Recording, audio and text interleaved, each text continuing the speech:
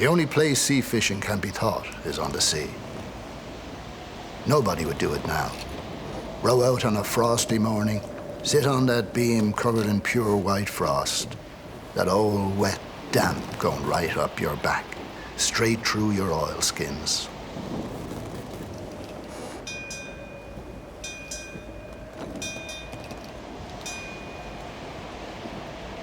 Fishing winter tides with long lines, men rose in the middle of the night, raked the warm embers of the fire to make tea and scraped the frost off the beam.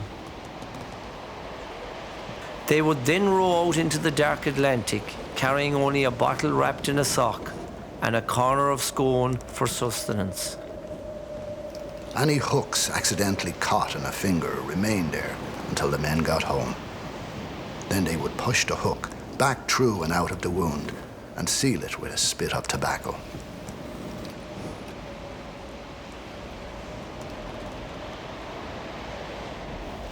In a big swell, the man at the mast and the sprit was more important than the man at the tiller. This man would hold his arms around the sail and drop the sprit when they were on top of the swell to reduce her in case she'd broach. Then he'd raise it up again when they were down to get her up.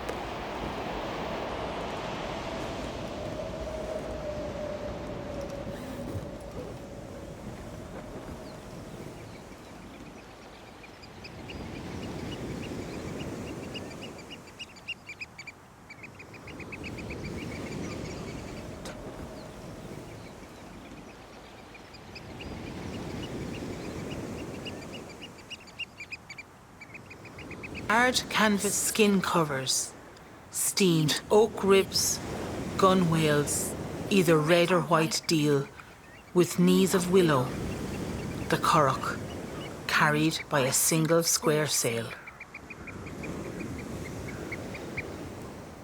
Our lives depended upon the skill and courage of these men.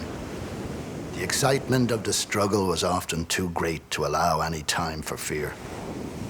I enjoyed the passage down in this shallow trough of canvas that bent and trembled with the motion of the rowing men.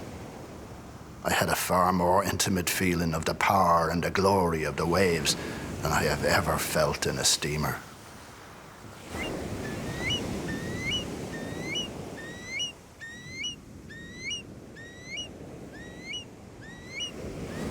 The Baud Moor and La Vaud, built from larch and oak, planked in red deal on elm frames.